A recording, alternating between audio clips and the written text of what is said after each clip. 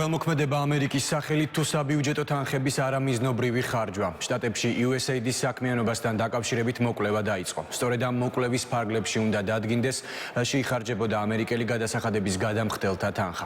სახელმწიფო მდივანი მარკო რუბიო, რომელიც ახლა USAID-ის დროებითი ხელმძღვანელიცაა, პირდაპირ აცხადებს, რომ ამერიკის საერთაშორისო განვითარების სააგენტოს საქმიანობასთან დაკავშირებით საკმაოდ ბევრი კითხვის ნიშანი არსებობს. მათ შორის ისმის ბრალდებები USAID-ის მხრიდან სხვადასხვა ქვეყნებში ამერიკის საზიანო ქმედებების განხორციელებაზეც. USAID-ის გარშემო განვითარებულ პროცესებს ყურადღებით აკვირდებიან ქართულ ოცნებაში.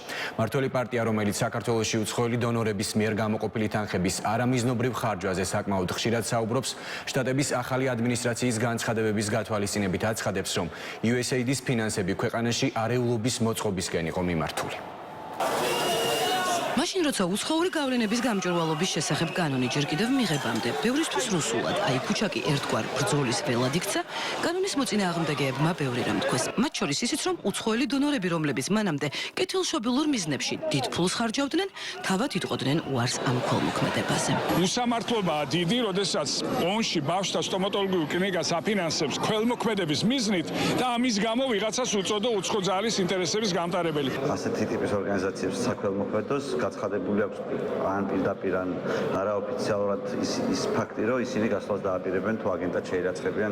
ასეთ ქველმოქმედებას შესაძლოა ბევრი ორგანიზაცია ეწეოდა და ეწევა, თუმცა საქართველოში თუ ვინმეს რამე პროექტზე რომელიმე ორგანიზაციის ლოგო ახსოვს, ეს უთუოდა ამერიკის საერთაშორისო განვითარების სააგენტოს, იგივე USAID-ის ლოგოა.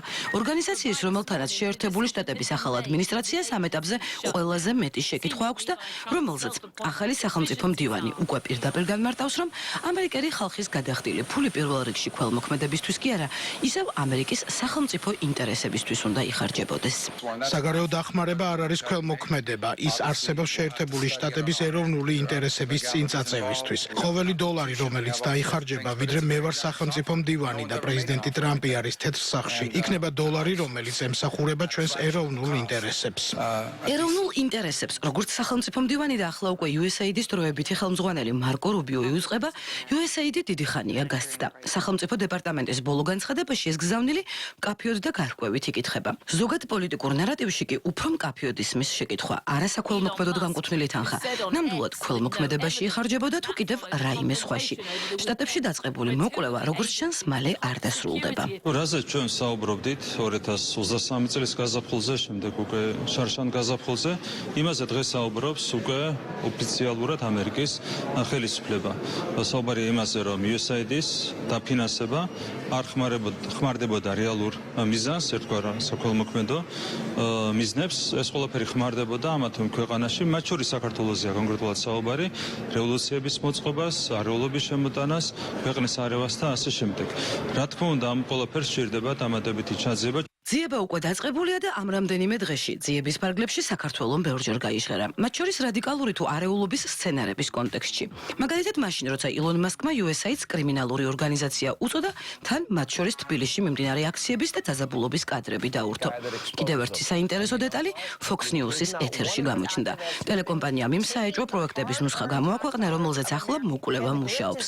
ამ ვრცელ ჩამონათვალში USAID-ის მიერ საქართველოში მილიონობით დოლარით დაფინანსებული 3 პროექტი მოხდა.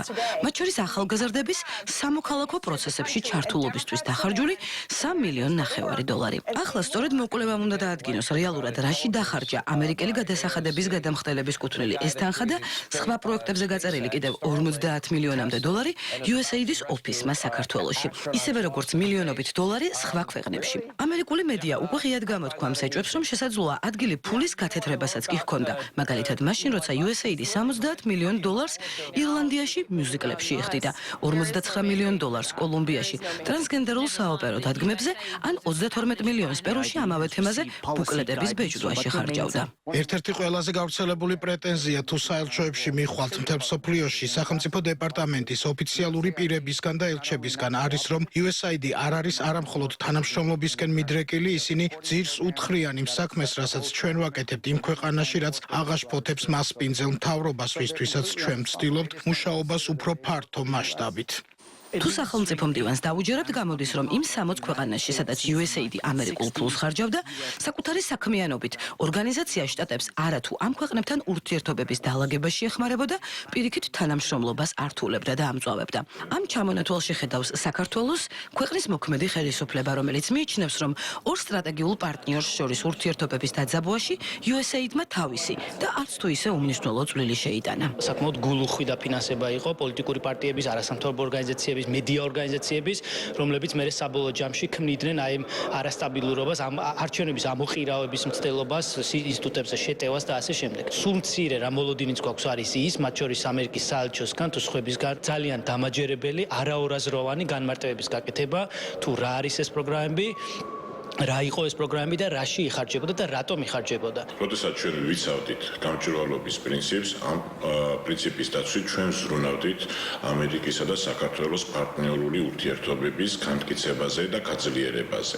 და ფაქტი არის, რომ ეს დაფარული დაფინანსებები ამის საწინააღმდეგო მიზნებს ხმარდებოდა საქართველოში და მისი ერთ-ერთი მიზანი იყო სწორედ პარტნიორული ურთიერთობების გახლეჩვა, საზოგადოების გახლეჩვა და ქართული სახელმწიფოსა და სუვერენიტეტისათვის ძირის გამოთხრა. ამიტომ ეს პროცესი, რომელიც დაიწყო დღეს ვაშინგტონში, არის მნიშვნელოვანი იმისთვის, რომ ეს შექმნის ძალიან მყარ და მტკიცე საფუძველს იმისთვის, რომ ურთიერთობები გადაიტვირთოს. ამასობაში შეერთებულ შტატებში ვარაუდობენ, რომ ვაშინგტონში USAID-ის საქმეზე დაწყებული მოკვლევა ბევრ სკანდალს გამოიტანს სააშკარაოზე. და ვიდრე გაირკვევა, რაში ხარჯავდა სახელმწიფო სააგენტო საბიუჯეტო $10 მილიარდ, ისე რომ ამავე სახელმწიფოს დოკუმენტებსაც კი არ აწვდიდა, ამერიკულ მედიაში უწყებიან, რომ სახელმწიფო დეპარტამენტმა წარმომადგენლობები უკვე 60-ვე ქვეყანაში დახურა. ამ 60 ქვეყანას შორისაა საქართველოც, თუმცა ოფიციალური ინფორმაცია ამ თემაზე რთულად იძებნება. USAID-ის ვებგვერდი უკვე 3 დღეა გათიშულია. თანამშრომელთა დიდი ნაწილი კი იძულებით შვებულებაში გაუშვეს ვაშინგტონის სათაო ოფისიდან, რომლის წინაც უკვე 3 დღეა საპროტესტო ხმა ისმის. აქციებს ოფისის წინ ამერიკის ახლანდელი ოპოზიციის, დემოკრატი პოლიტიკოსების ნაწილი მართავს და ეს პროცესიც რაღაცით წააგავს ქართული საპროტესტო ციკლის ნარატივს. უკვე 3 დღეა ახალი ადმინისტრაციის ოპოზიცია ირწმუნება, რომ დიადი და სუვერენული ამერიკის შექმნის პირობით არჩეული ტრამპის გაპრეზიდენტების შემდეგ ვაშინგტონში დიქტატურა დამყარდა.